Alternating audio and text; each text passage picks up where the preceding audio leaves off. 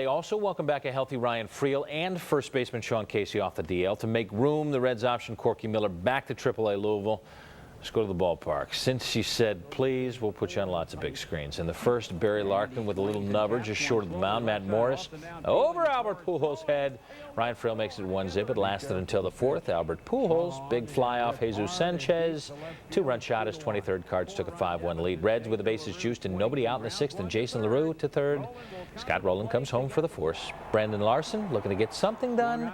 He knocks one to short. He will beat out the double play. Scores D'Angelo Jimenez. It's 5-2. Cards get some insurance in the seventh. Scott Rowland with a man aboard off John Riedling, number 19 for Rowland. Cards stay hot. The Reds are 8.5 back. 7-2 the final. We get 11 hits, but they've got a couple home runs with people on base, and that's the difference in the ball game. I don't think we played poorly. I don't think we pitched poorly. We hung a couple pitches, but they hit some good pitches out.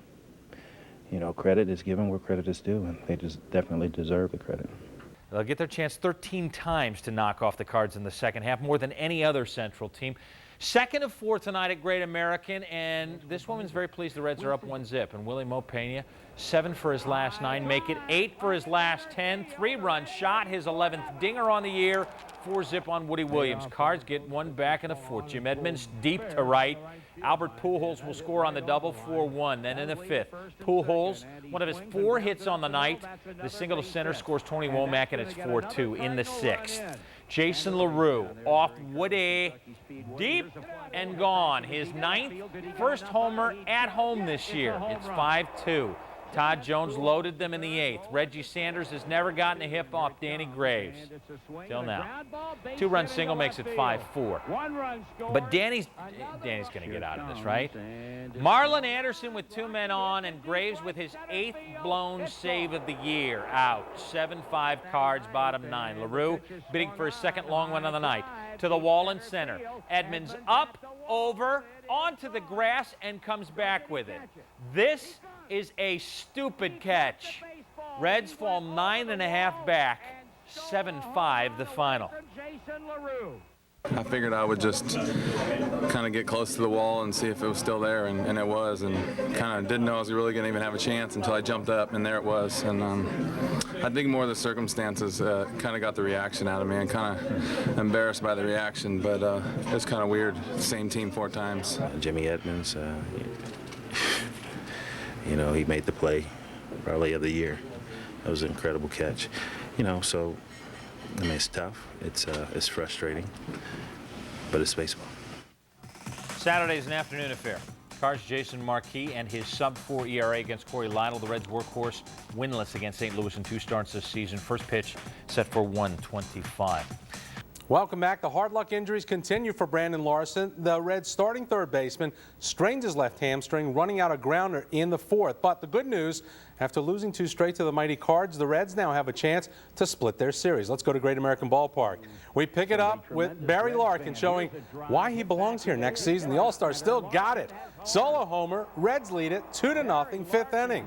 Now the hot batter Willie Mopena continues to sizzle. His 5th home run in the last 6 games. That's a 2-run shot. The Reds go up 4-0, but uh-oh, here comes St. Louis. Pinch hitter Ray Langford sends a long fly ball. It stays in the park. The double up against the wall, scores 2 runs. That cuts the Reds' lead to 4-3. And you can't keep Albert Pujols down. He smashes his 24th homer, comes off Todd Jones. This ball game is all tied 4 apiece in the 8th. But wait, the Reds say, we're coming back. Adam Dunn responds with his 26th homer, a 3-run shot. Reds go on top 7-4. Cards score a run, and Jim Edmonds can tie it, but his ground out gives Danny Graves his 34th save. The Reds survive 7-5. These guys, they just keep coming at you. But that's why they are where they are. They're a good team. They're playing well. But, it was good we were able to win today. They're going to keep putting pressure on you as a pitcher. Those hitters going to come up, swing the bats, and they're good at it. You just hope that by the 9th inning we're winning. That's what happened. The Reds and Cards wrap up their series tomorrow afternoon, 1:15. Jeff Suppan looks for his 9th win. He'll be facing Jose Acevedo. We'll have all the highlights and locker room reaction tomorrow night on the Cary Automotive Sports Authority. Now, speaking of pitchers, Jose Acevedo has just 1 win in his last 8 outings and is yet to beat the Cardinals in 5 career starts. And He didn't get off to the best of starts today. Second inning, runners on second and third. Mike Matheny bloops one between Sean Casey and Delangelo Jimenez. Jim Edmonds scores. It's 1-0. Reds take the lead in the bottom half. Runner on when John Vanderwall goes deep off Jeff Suppan, his first of the season. Second hit and 3 at-bats since joining the team, 2-1. Acevedo gives it right back in the third. First batter is Edgar Renteria, a laser. It's 2-all. Later in the inning, Edmonds yanks one over Vanderwall and right. Albert Pujols scores easily. It's 3-2. A sac fly makes it 4-2. Then Matheny again to the gap in right center. Edmonds scores from second. Reggie Sanders motors from first. 6-2. Acevedo 2 1/3, 7 hits, 6 runs. Bottom 4 now. The Reds start to chip away. D'Angelo Jimenez singles to right. Casey comes in from third. It's 6-3. Todd Van Poppel facing Sanders in the 5th, and the former Red books a one-way ticket for that flight. Off the batter's eye, it's 7-3. Top 6, Scott Rowland leads the majors with 82 RBI. He adds to that. Doubles to the gap and left off Ryan Wagner. Renteria come on down. Pujols not fleet of foot. Lumbering from first. The relay is late, and that makes it 9-3. You are safe. Bottom 7, Willie Moe gets his licks in. Singles to right. Adam Dunn scores. 9-4 now. Juan Castro looks to start a 2-run rally. Singles to center. Jimenez efforting that run from second, but Edmonds denies the picture-perfect throw to Matheny. You're out of there, pal. Edmonds adds an RBI double in the 9th, and your final is 10-4. They got a good club. I mean, we lost to Tofa in the second night, and, obviously today fell behind, against Suppan, who's a pretty good pitcher, and, against a good club, you can't fall behind that quick. We tried to climb the mountain. It was just too steep. This team is very strong mentally and physically, and what we're trying to do is just calculate on key situations. Everything is working right now, and hopefully it continues. Well, that's tough, especially with these guys. They have such a good bullpen, and they got such a good outing from Suppan, whatever his name is, tonight. And, it's just a battle. Now, John Vanderwall is batting .500 on the young season with his new team, providing sorely needed punch off the bench. Marshall Harris goes one-on-one with the veteran lefty. However, the Reds dropped 3 out of 4, but one of the bright spots, John Vanderwall returned to the lineup and getting your first start. And how was it out there for you today? The start felt great. We didn't win today, but I got out there and knee felt great, and I swung the bat fairly well. So for me, it was a good day. But for the team, which is the big concern, is that we dropped another one to St. Louis. Coming here and getting that big at bat and the home run, how did that feel? I guess I got you well acclimated pretty quickly. Yeah, it was very good to be out there. You just try to see the ball and make contact, and I was fortunate enough to keep the cutter fair. But I felt good. The main concern though is that we got to go out and win some ball games. This team was hot. Obviously, we've caught them at the wrong time, but we got to keep battling, and we've got a big week this week. To come in mid-season like this and to see how it's gone so far, do you feel like you guys are still chasing that Central, or do you feel like you kind of got to settle for the wild card? I think we're still chasing the Central. It's still early in the second half. Obviously, St. Louis is playing fantastic, but baseball's a funny game, and teams do tend to have a bad spell. And hopefully they're going to have a bad spell. And when they have their bad spell, we got to be playing good baseball and be able to make some games up. John Vanderwall back on the roster for the Reds and making a big punch. Back to you, Harvey. Marshall, thank you very much. Time for you at home to make the call. Who has been most disappointing this season? Is it Jose Acevedo, Austin Kearns, Brandon Larson, or Ryan Wagner? There are the numbers. Our number is 345-1212. Give us your vote, please. We'll have your results a little later in the show.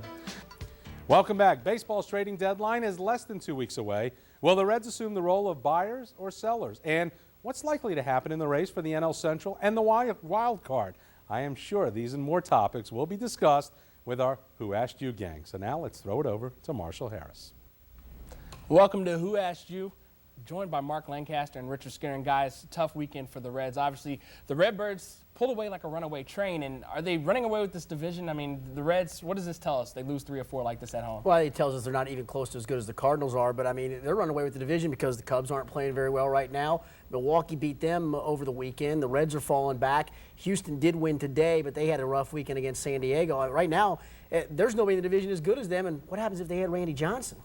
That's a kind of a scary thought, and I guess you hope that they compete. And they played tight in a couple of these games, but really it seemed like all along you knew the Cardinals, had the team. Well, they have the pieces, and you look at a team like that, the way they're constructed compared to what the Reds have, and it's just not the same thing. And that's why the Cardinals are so far ahead of especially the Reds and everybody else in the division right now, is because they've got the guys off the bench. They've got a great bullpen. They've got a starting rotation that has some guys you wouldn't think that are having career years, and that's how you put a playoff team Well, together. let's go to the front office too. Let's not forget last year when they needed a third baseman, they got Scott Rowland, and not only did they get him, they signed him long term. When they had to sign Albert Pujols, not only did they sign him long term, they lock up 2 young superstars for a long time. That's a scary 1-2 punch. So we kind of know that the Cardinals are, unless something happens, are headed to the playoffs. What about the Reds, though? They're 9.5 out of the division. They're 3 games out of the wild card, and it's not like they're 3 games out of the wild card and they're not a bunch of other teams right there. 6 teams, I guess, within the 3 games.